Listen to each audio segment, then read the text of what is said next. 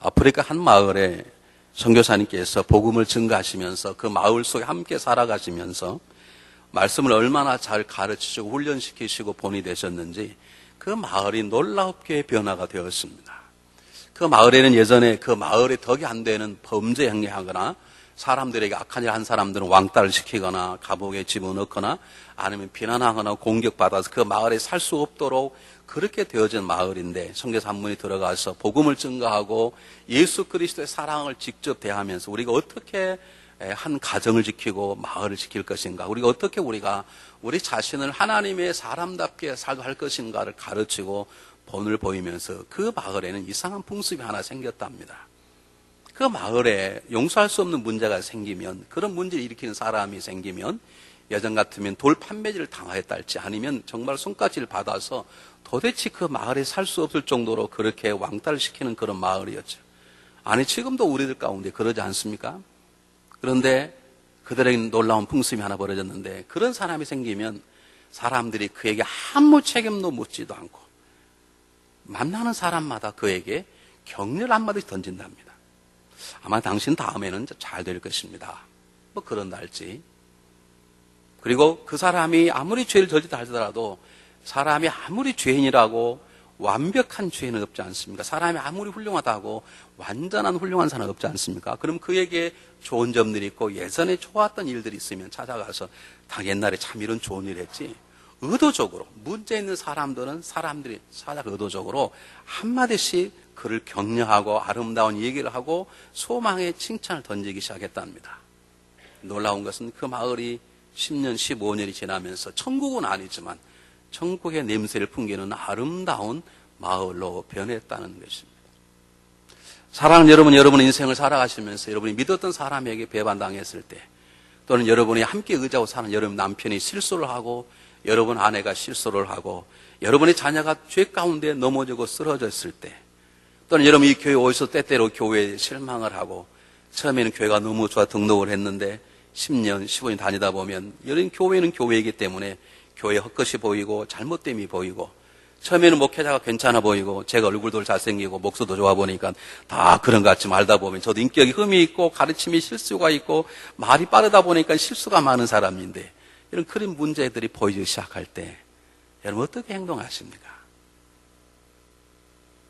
여러분 가정 안에서 남편이 큰 실수와 범죄를 했을 때, 여러분 아내가 여러분 가정에 엄청난 상처를 주게 되었을 때, 여러분 믿었던 친구가 숨겨진 죄악임을 알게 되었을 때 여러분은 어떻게 행동을 하십니까?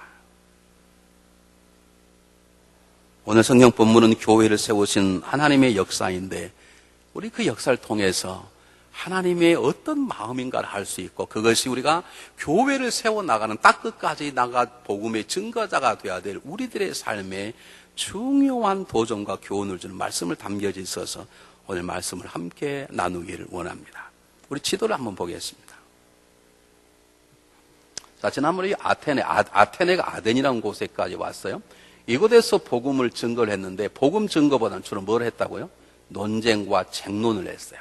이 철학자들과 함께 사도 바울도 자기도 왕년에 철학에 대한 지식이 있다는 것이죠. 그걸 가지고 서로 토론을 하다가 결국 아무 열매를 맺지 못했습니다.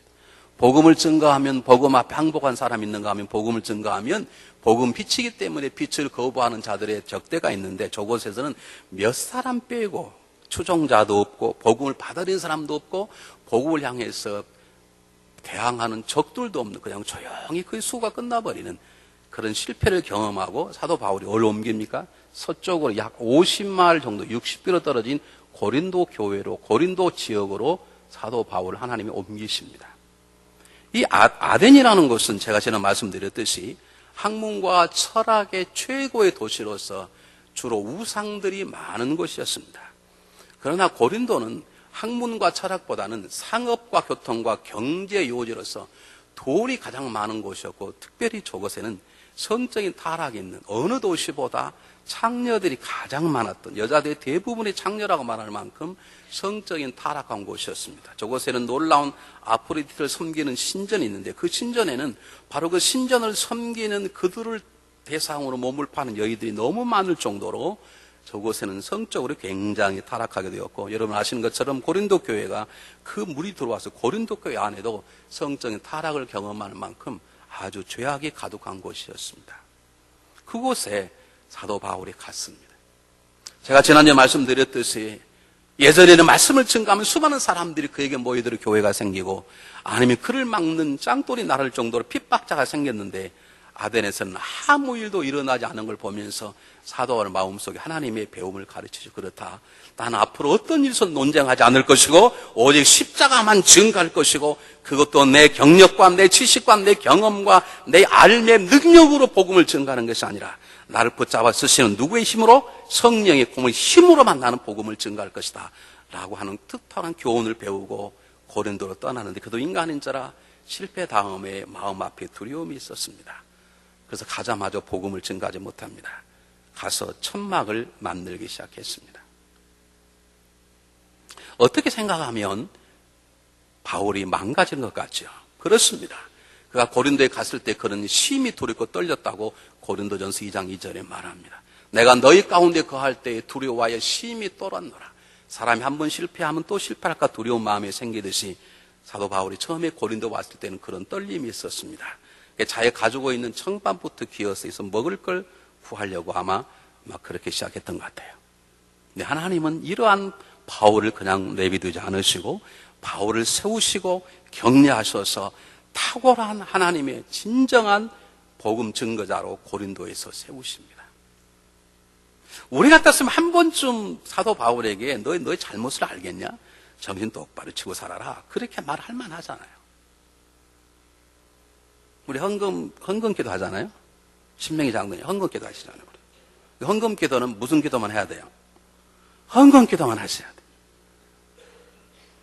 근데 저 같았으면 장로님 잠깐 만나주십시다. 헌금 기도 하십시오.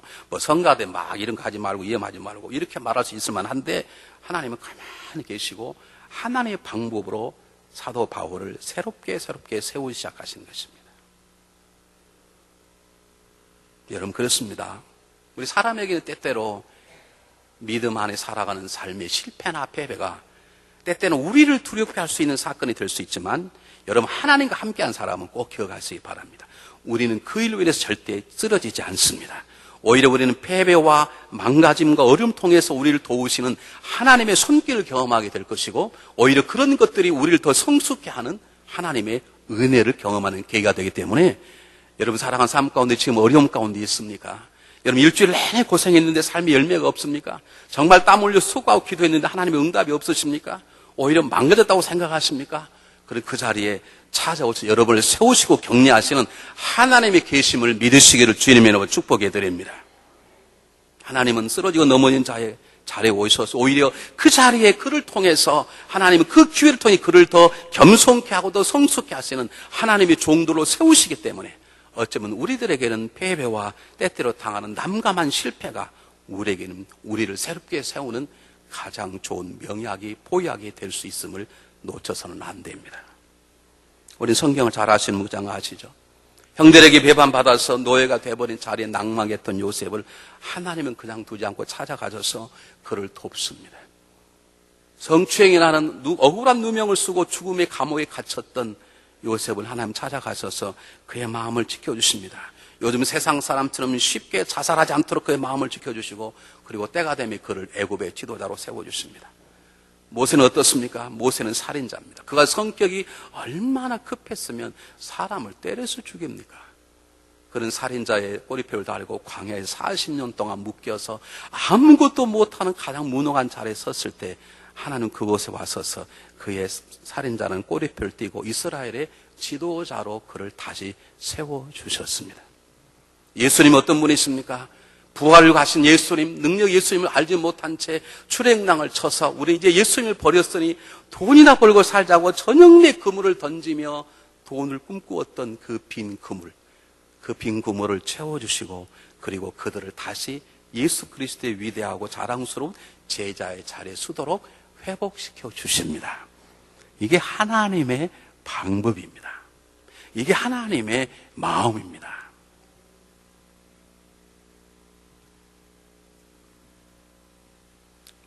여러분, 그러므로 때때로 어떤 일을 행할 때 이거 하다가 안 되면 어떨까요? 두려워하지 마십시오. 실패를 두려워해서 아무것도 안 하는 안전보다는 시도한 후에 실패가 훨씬 낫습니다. 한 달란트를 받아서 그걸 뺏길까 봐 땅에 묻어두었던 한 종은 주님께 꾸지람을 들었듯이 이런 우리의 삶은 실패나 패배나 망가짐이 결국 우리에게 마이너스가 아닙니다. 하나님 사랑하면 그걸 통해서 더 놀라운 하나님과의 만남을 갖게 되기 때문입니다. 오히려 믿음의 사람에게 위기는 뭐냐? 지속적인 성공과 지속적인 승리가 믿음의 사람에게 절대절명의 위기일 수 있고, 아니, 위기입니다. 여러분 댁에 가셨어요? 오늘 저녁에요. 사무엘하 8장부터 11장을 읽으십시오. 거기에 유명한 하나님의 마음이 합한 자로 불렸던 유명한 한 사람 다윗의 불륜이 나오는데, 그 다윗의 불륜이 나오기 전에 사무엘하 8장부터는 다윗이 싸우기만 하면 승리하고 계속 승리하니까 다윗이 어느 날 자기가 전쟁터에 나갈 필요를 느끼지 않은 거예요. 예전에는 장군들은 이스라엘 장군 나를 따라 앞장을 섰는데 계속 승리하다 보니까 이제는 전쟁에 무관심하게 되어서 다른 자기 부하들 전쟁터에 보내고 자기는 대낮 낮잠을 자다가 밧세바의 유혹 속에 넘어지고 맙니다. 다윗에게 계속되었던 승리가 다윗이 쓰러지게 되는 계기가 된 것을 여러분 잊어서는 안 됩니다. 요즘 참 어려운 시절입니다. 경제적으로 어렵고 여러 가지로 어렵습니다. 어떻게 사는 게 올바른 것인지 모를 정도로 어려운 시대에 때때로 우리 넘어질 수 있습니다. 사업이 안 될 수 있습니다. 사람들에게 어려움 당할 수 있습니다. 여러분 그럴 때 꼭 기억하십시오. 여러분 가까이 찾아오셔서 여러분을 회복시켜 주기를 원하시는 하나님, 여러분의 그 쓰디쓴 아픔의 자리를 더 성숙한 자리로 바꿔주시는 하나님을 붙잡으시고 그분에게 초점하시기를 바랍니다. 한번 보실까요? 오늘 하나님께서 어떻게 이렇게 패배의 경험을 통해서 두려워 떨고 있었던 바울을 하나님이 어떻게 회복시켜 주시는가? 크게 두 가지입니다. 하나는 사람을 통해서고 하나는 하나님의 직접적인 말씀을 통해서입니다. 오늘 성경 본문에 한번 읽어보겠습니다. 2절에 가보면 아굴라라는 본도에서 난 유대인 하나를 만나니 글라우디오가 모든 유대를 명하여 로마에서 떠나라는 거로 그가 아내 브리스길라와 함께 이달리아로부터 새로 온지라 바울이 그들에게 감해 업이 같음을 함께 거하여 그랬습니다. 바울이 가서 천막을 만들고 있는 가운데 천막을 만들면서 그리고 회당에만 안식일 갔던 하루 종일 온종일 일주일 내내 복음을 증가하는 풀타임 사역에서 이제 하프타임 사역으로 사역을 줄이고 그리고 먹고 살아야 되니까 장막을 만드는, 원래 타고 있는 기술 장막을 만드는 일을 했는데 보니까 아마 제 생각은 그럴 거예요. 장막을 만들려니까 천을 사러 시장에 갔을 것이고 바늘을 하려고 시도 사러 갔을 거예요. 가다 보니까 그거 누가 와서 사는데 알고 통성매 하다 보니까 같은 유대 사람인 거예요. 직업도 같죠. 고향도 같죠. 그래서 이들이 만나서 함께 살아가는데 우리가 할 수 있는 것은 이들이 고향이 같고 직업이 같았기 때문에 가까워진 것이 아닙니다. 여러분 성경을 보면 이곳에서 열심히 함께 사역을 하고 에베소까지 같이 갑니다. 이 가정 부부가. 그리고 그곳에 사도 바울이 이 아굴라와 브리스길라 가정을 로마로 보냅니다. 그 로마에서 사역을 하다가 하나님께 다시 에베소를 보내서 그곳에서 바울과 함께 놀라운 하나님의 사역을 하게 됩니다. 하나님은 두려워 떨고 어쩔 줄 모르는 바울에게 좋은 동양의 친구, 같은 직업의 사람을 주셔서 하나님의 사역을 함께 하도록 붙잡아 주신 것입니다. 이 아굴라와 브리스길라가 얼마나 위대하고 귀한 사람이었는가? 사도 바울 로마에 있는 성도들이 편지 쓰면서 로마 16장에 이렇게 소개합니다. 함께 보겠습니다. 한번 읽어보겠습니다. 시작. 너희가 그리스도 예수 안에서 나의 동역자들인 브리스가와 아굴라에게 문안하라. 저희는 내 목숨을 위하여 자기의 목이라도 내어 놓았느니 나뿐 아니라 이방인의 모든 교회도 저에게 감사하느니라. 사도 바울이 로마 교회에 편지하기를 그곳에 있는 아굴라와 브리스길라 부부에게 문안하라. 그는 나의 목숨을 위해서, 나를 위해서 자기의 목숨까지 내놓을 정도로 충성하여 나의 동역자라고 말하는 것이죠. 사랑하는 여러분, 달라스에 와서 이렇게 서로 만나는 사람들이 있잖아요. 골프 치다가 만나는 사람들이죠. 어떻게 하다 보면 혼자 치러 왔는데 혼자니까 없는데 자리가 하나 비었어. 그래서 타다 보니까 통성하다 보니까 이야 이거 다 고향이고 고향에 손으매고 그러네. 그리고 골프 친구가 되신 적이 있죠. 여러분 그 만남이 그렇게 시작됐다 하더라도 그 만남이 그 조그마한 공동체가 하나님의 사역을 위한 공동체로 묶이지 아니하면 그 만남은 어떻게 변질될 수 있습니까?